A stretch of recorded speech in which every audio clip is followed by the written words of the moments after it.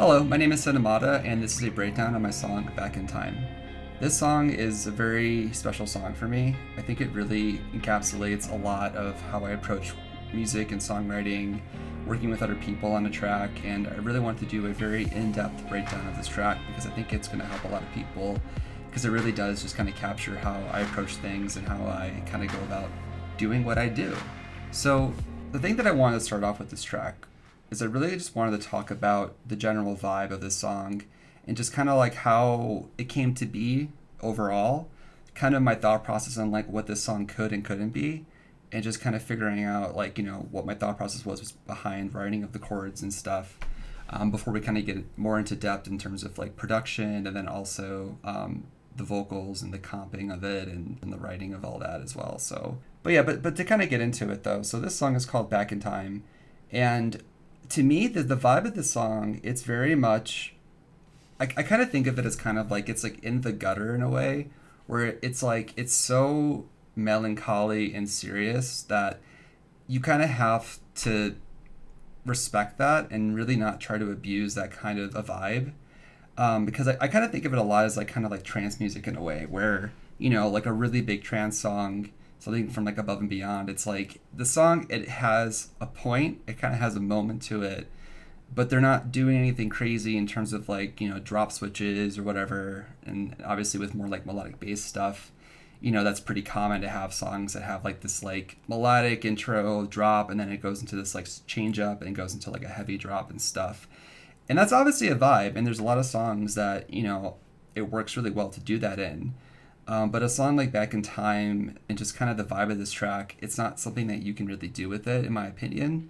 Just because the vibe of it is it's just so serious. And that's like honestly something that it's like whenever I go for a really serious vibe on a track, I'm always very like conscious of that decision. Because once you go down that rabbit hole, it's like you are kind of set in terms of the style of the song and kind of what you're going to do with it and what you can't do with the vocal. But the thing is though, if you come out the other end on a song and you have achieved the vibe you're doing and everything fits and is aligned to that vibe, to me that is a really big win because it's not something that's easy to kind of to pursue on a track.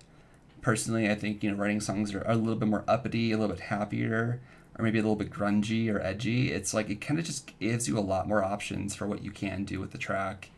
But again, for something like this, it's just not really an option. And working with Leah and Cherry on it, that was something that I was very conscious about. And I told them that up front, where it's like, this has to be just vocal wise and theme wise, it really has to just have this really strong message that aligns with the whole melancholy vibe of this.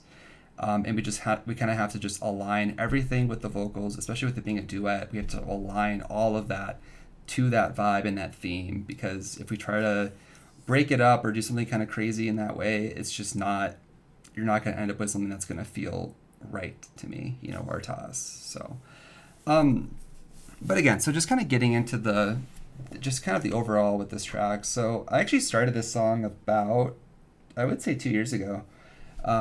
With another friend of mine, we just kind of were kind of pitching some ideas and some top lines and stuff like around and stuff. But I think after a couple passes with the vocal, I iterated on the track a couple times, and ultimately, I arrived at what basically like the version of the song that's in the final is basically what we had when we were done with our process. At the time, the song it definitely was very simple, but the drops were basically there. The only thing that changed in terms of production really was just the guitar that we added during our sessions we had in LA. It was my friend Andrew. He would do his guitar, and he just started just riffing some stuff out, and that honestly helped so much with this track because again, with the vibe of this song, it's not like I can go in and just add crazy production and crazy sounds and stuff because again, it's just not going to fit the vibe.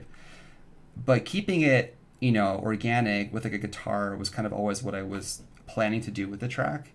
But what was so great was with Andrew's guitar in this song, it really kind of just filled in the rest of the space in the production.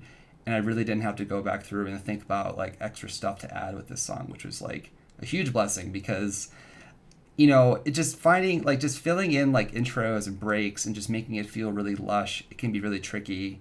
But again, with the guitar, it just helps so much to actually get us like going towards like finishing it and stuff. So, but yeah, so the biggest thing I want to talk about is really just the chords of this song, because they are quite simple, but there are some things that I did that I think really, I think a lot of people can learn from, and I think it would really help in terms of just your own process, in terms of producing drops and just writing a full song that is interesting to listen to. And especially in the cases where you have a vibe like this, where the song, it's very, again, I'm going to keep saying it, very melancholy, very serious.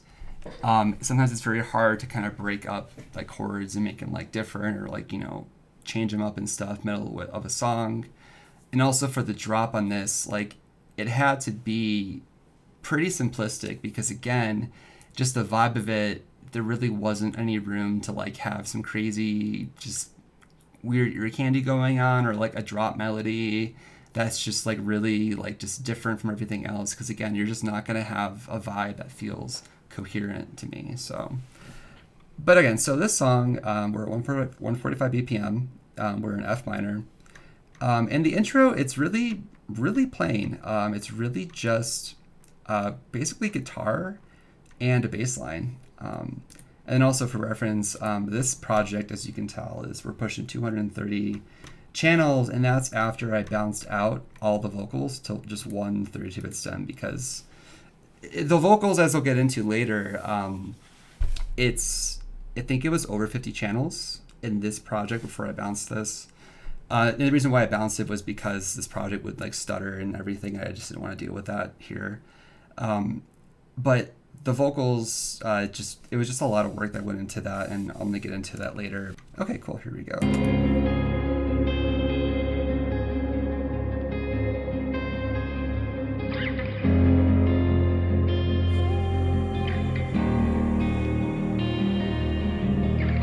Cold nights I'm waiting, dark places stay in me.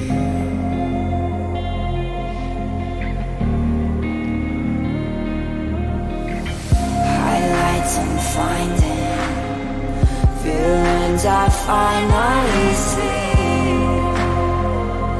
Oh, and I'm falling, won't you say it? I don't want to, cause I love you. Do you need me? Are you calling? Cause I don't hear a sound. Can I get you back in? So I'll stop it there for now, but as you can see, this bass line of the intro is 3 chords, and that's it. And again, it's, having such a simple intro, or like having such a simple chord progression in general, it is definitely, it's a choice. I think it helps a lot with establishing the vibe of the track, but it doesn't lend itself easily to like having an intro feel very lush and full and interesting, because again, you're just playing 3 chords, and one of these chords is just the C sharp major chord. It's just all you hear. And again, that doesn't lend itself to an intro inherently that's just interesting to listen to. So you have to kind of build up something else with it to make it just feel interesting as you're listening through it. And that's the thing, again, with this track, the vocals absolutely carry the song from start to end. That's the one thing I'm really proud of with this song. It's like the lyrics, the verses, the build, because again, the vocal is really aligned with just the vibe of this song, and it's just carrying it all the way through. The verses to me are very strong. Nothing is like a throwaway or just kind of there. Everything is just, it's perfect for me, honestly. But again, besides the vocal, we'll get into it a little bit later. Let's again go back to this intro and take a look at it. So again, biggest thing with this intro, guitar, carrying it like hella. So this is just my friend Andrew. He just kind of, I remember this. He like sat down and he just started like just kind of noodling stuff, and I was like, this is really sick right here. It's just like a really cool texture that just really fits the vibe of the song. Very 7th-y. When we get into like the build and the drop and stuff, it's like the the basis of all the writing is very triad heavy. It's just really just playing your basic chords. And again, that was the vibe of the song. The 7th E vibe was not really a vibe for everything else, but just to kind of have that contrast from intro, from verses to chorus and drop is just really nice here. But yeah, but this right here really does carry the song for me, because without this,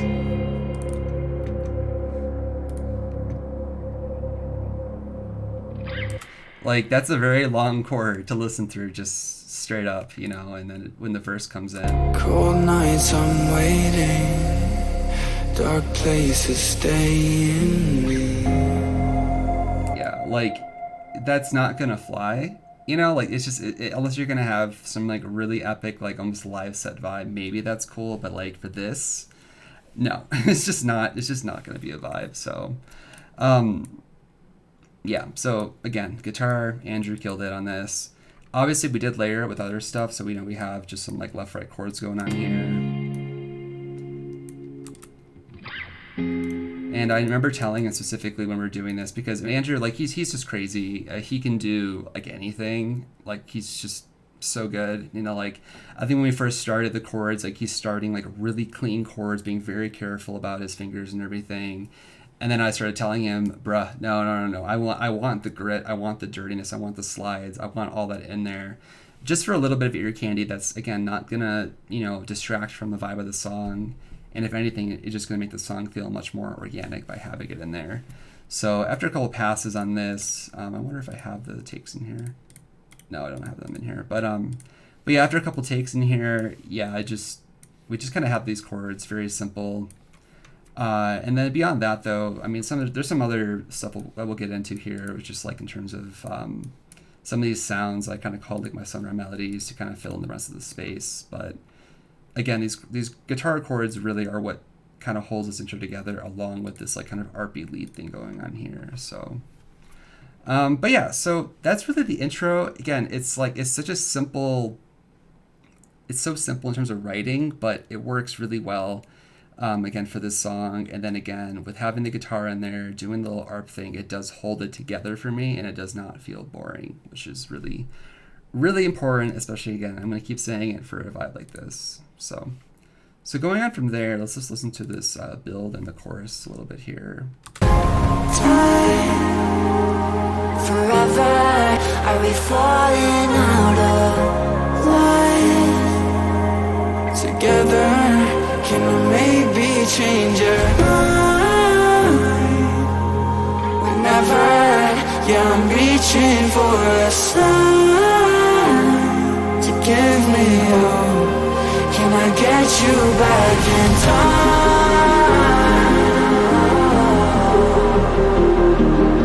Back in time. Can I get you back in time? So actually, I'm going to stop it right there for now, because I just want to talk about, because obviously this is like another chord change, but I kind of want to talk about what that does in a second. But here, this is your chorus, and then to me, it's like going into the build. It's kind of like the vocal is essentially an extension of the chorus, essentially, in the build, because it's like, to call it a chorus is not, I don't know, it's not exactly a chorus still there, but that's also kind of very unique to EDM, to just have this like extension of like the chorus, you know, having like a build, so you can like kind of set up like a drop better based on that and everything. But yeah, so anyways, but as you can see though, obviously we definitely switch up the chords going into the chorus here.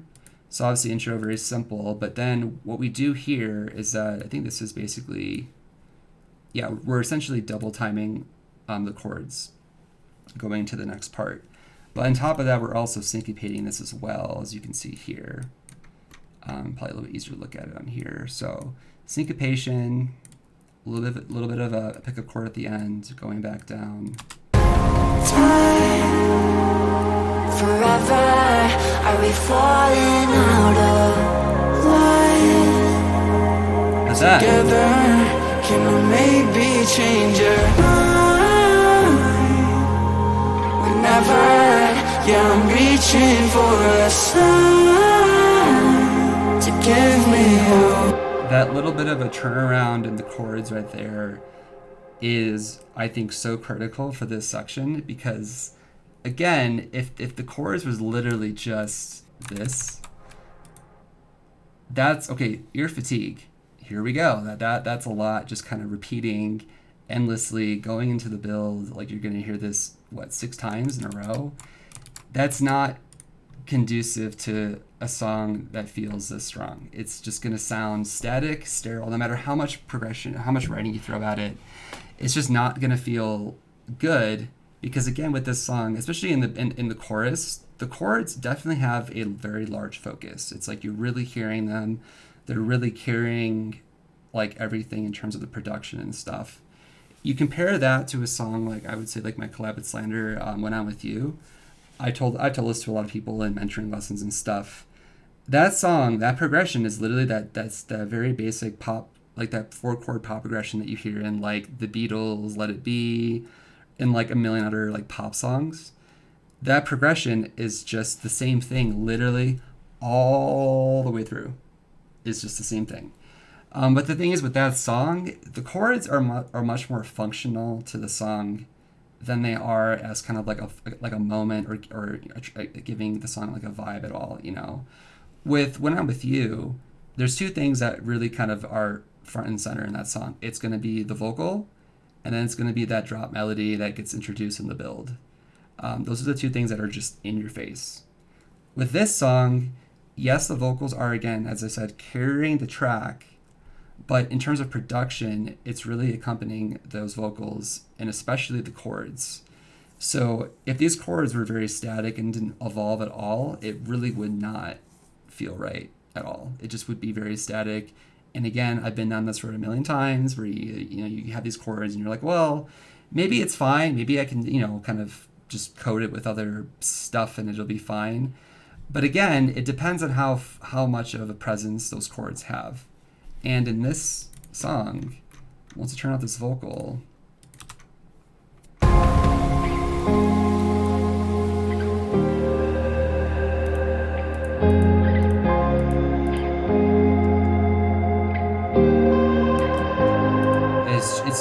it's just chords in this section. There's nothing else that's holding it together. So having variations is really, really helpful in this, because again, if you didn't have this variation, you would start trying to add some kind of ear candy with production, and then again, for the vibe of this song, trying to like add a lot of weird stuff, it's just not going to gel well. It's just not, because again, I've been down that road a million times, and it's like it's so critical to keep the production, I mean, very ballady, very simplistic to the ear. Obviously this song is a shit ton of channels, but that is kind of to just kind of keep, just to kind of have a lot of these subtle elements coming in and out, just so the song doesn't again feel overwhelming to someone listening to it. So okay, but going into these chords though, so we kind of jump up to I think the brand new chord here is going to be this G sharp chord right here. And it is kind of a curveball a little bit, because again, you're expecting to hear, after hearing the D sharp chord, you're expecting to hear either the C sharp chord, which is like what was introduced in the intro, D sharp going to C sharp, but then obviously in this build here, we do introduce this little stepping chord going back up to the F chord before going back down to C sharp. So that change there, to me, it's like, it's fine. I think it flows nicely, because again, we're already kind of, we double time the chords here, so kind of having just that movement, to me, it doesn't feel sudden. And to me, I think it's really nice that it only happens once as well in the chorus, essentially. And then I think the biggest thing with this, I remember when I was writing this song, was kind of how do you reconnect this little change up thing here back to whatever it is I'm trying to get to, right? Because if this change up happens and then let's say it continues or keeps changing up, that's just going to be interesting, to say the least. So the trick here really was just kind of figuring out timings that made sense, that felt just like nothing felt like it was a big curveball. with the song. But then again, I kind of come back to like the already established writing in the intro, also with the chorus. But yes, but as you can see here though, so the timings of the chords are pretty close to what you're expecting. So obviously this is like a dotted, depending on what BPM you're at, this is like a dotted quarter note. And then this is, God, it's been so long, dotted half note. I actually don't know. But the thing is coming after this D sharp chord here, this is where that big first changes, because we were originally establishing this kind of like longer chord with this pickup going back to C sharp. But listening to this, yeah,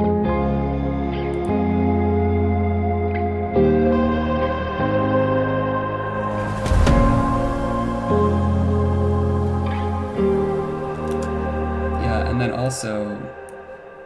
also coming out of this, we have this longer D sharp chord, and then also there's no pickup, So again, it was a very subtle thing, because again, you don't want to just throw in random chords most of the time, especially when they're this focused in a song. You want to keep them just, I don't know, you just want to make sure it makes sense to your ear. So for this one especially, I know like when I wrote it, I walked away for a bit, came back, walked away, just to make sure that I wasn't getting used to hearing chords in a certain way and then just saying it sounds fine, but to like a fresh listener's ears, that's what's really important, is that you're not doing something really strange with the song, again, especially for a song like this. Strange is cool. Strange could be interesting. Different is cool. But again, a song like this, just it's not conducive to the vibe. So, but again, all right, enough of the chord change there. Again, biggest thing was using my ears, trusting my gut on it, making sure it feels good, And then coming out of here,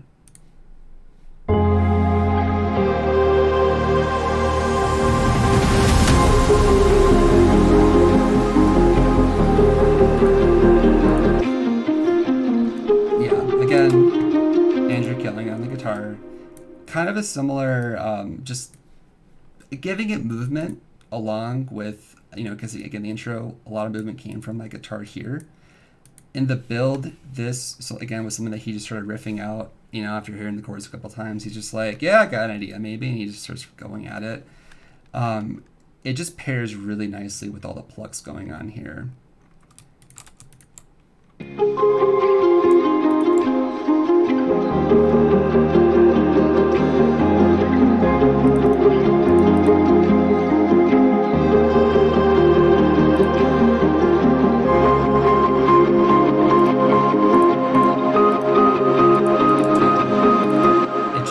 Again, organic sounds, guitar, it really, for this song, for this vibe, it really was the trick to make it really feel nice, because without it, it just would have, I don't know, it wouldn't have felt this good in the end. So anyway, I've been avoiding this part because I think this is very interesting. What's happening here is, again, we've kind of established this like double time version of the chords of the intro, going into this little change up thing here, coming back to those chords, repeating those chords again for the build, with the vocal going back in time, whoa, back in time, all this. But then the vocals are essentially kind of going double time in a way, because here,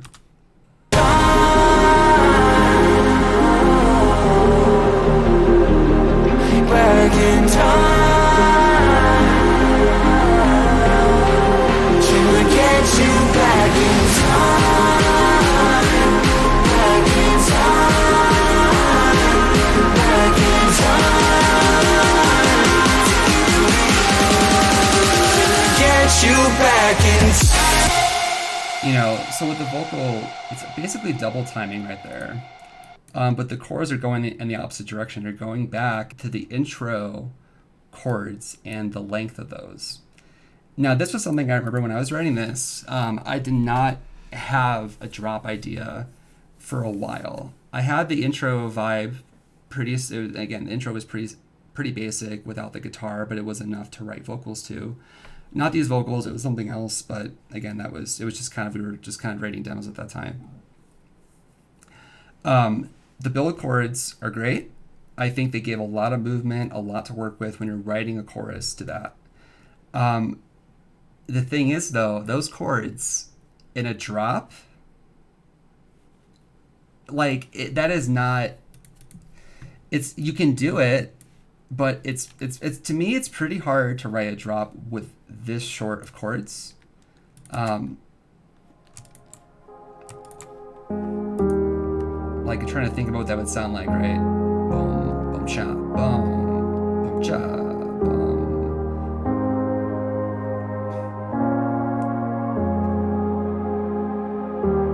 Yeah, like, it also, like, this change up thing, like, obviously you probably wouldn't do that in a drop. But again, that was the original idea that I had, was to use those chords in the drop. I was like, oh, okay, intro chords, cool. Chorus chords, great. Use the same chords in the build and then just do the same drop with them. But again, nothing was working. And again, for the vibe of the song, it's not a song that's easy to just write some kind of drop power melody lead. It just doesn't work because the vibe of it is so serious to me. Again, and then I think the contrast to that, I already mentioned When I'm With You, that drop power lead, that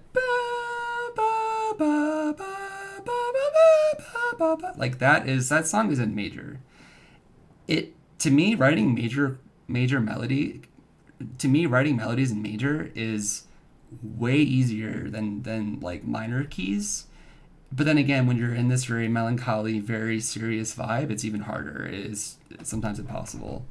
So the trick that I remember discovering with this was, it didn't feel weird to change the chords halfway through the build. And again, I walked away, came back, made sure it felt right and everything. I think the biggest thing that made this work, though, was this ascending melody here.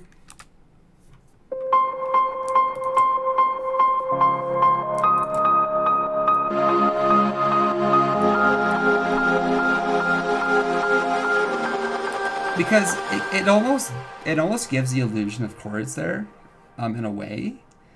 Not that having this short, like this very long C sharp chord was a bad thing. It just, because there was so much movement established with the chords coming up to this point, it helped to kind of just give that illusion that it was still evolving and everything.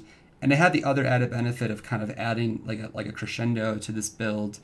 Because again, especially for a song like this, because again, the intro and this chorus, it's all very, very reserved, very held back, very ballady. Yeah, a couple tom hits in there, here and there, but like, it's so ballady, but I knew I wanted this drop to be very intense as a release for the intro. That's partially why this chorus and build is so long, and it's done twice. It's 32 bars. I personally love to do 24-bar builds where you have a chorus first, maybe, or you have like an 8-bar breakdown, and then you have a chorus and a build, or there's a lot of ways you can play with it. Songs that I did that with would be When I Worked On When I'm With You. That builds 24 bars. Lonely Nights is also 24 bars. And then those two songs utilize those 8-bar segments in different ways to me. But for this song, it honestly just needed the full 32 bars. It just really wasn't a way to get it to connect to the intro and then have a short build to get to a drop. It just needed that length. And that was something that I just kind of accepted with this song, because again, is this song following those rules people say, like, oh yeah, the drop has to hit within a minute or some crap like that, or stay under 5 minutes. Thankfully, we stayed under 5 minutes with this song, but we're pretty close. But again, just a lot of those little things. But to me, it was just kind of, again, with the vibe of it and just kind of really believing in what this song could be, I just kind of had to say, length is my friend here, because I need it, to get things to feel good.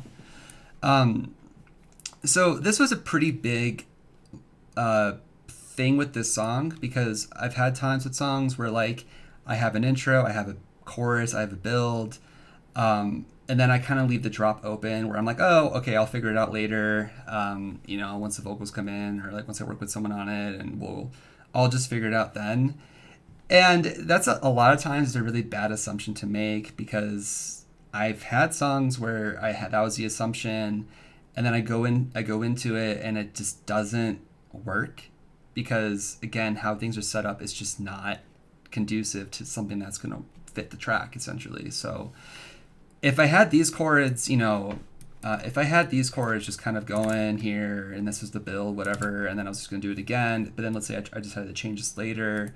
But if you've already written vocals to these chords in a build context, that's just, it could work. It could work. You might have to do a revision, might have to do something about it, but it's just, having those kinds of things figured out up front is just so nice because you don't have to worry about it or try to like leave things open in terms of writing of a vocal, and just you can just be like, okay, this is the vibe, this is what we really want to fit to, and we're just gonna kind of commit to that. It's just kind of how I would say it. And with this song, that was really the case, where like the vibe of the instrumental, it didn't really change from beginning of writing with the song with Leah and Cherry to after.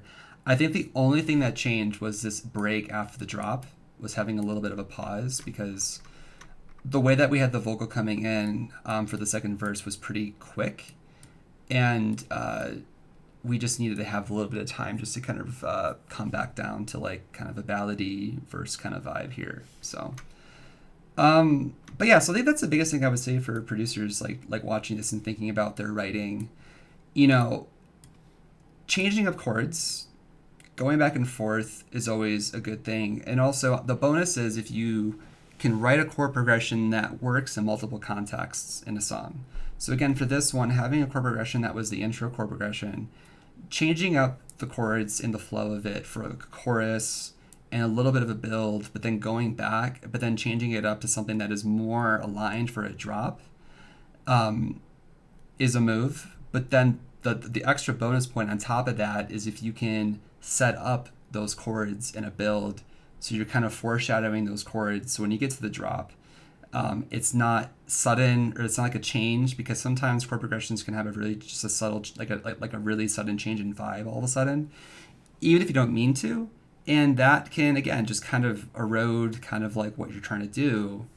And again, for this song, as I keep saying it, the vibe of it, just the theme of it, having a sudden change up like that just wasn't gonna feel right. It needed to have this really cohesive vibe all the way through. And to me, the writing of the chords really helps that flow just feel really organic all the way through. I really think that's just really what I wanted to talk about with this. Chords are so important in a song. And again, it depends, because sometimes the chords are functional. They're not doing anything really important. They're just kind of there to kind of hold everything together. Other times the chords are kind of like front and center, really kind of contributing to the vibe of a song, and they need to have more, they need to be more interesting than just something that's just like a chord progression just running all the way through. Sometimes, again, and as I said it before, it works. When I'm with you, works fine, because again, vocals and that melody are what's carrying that track.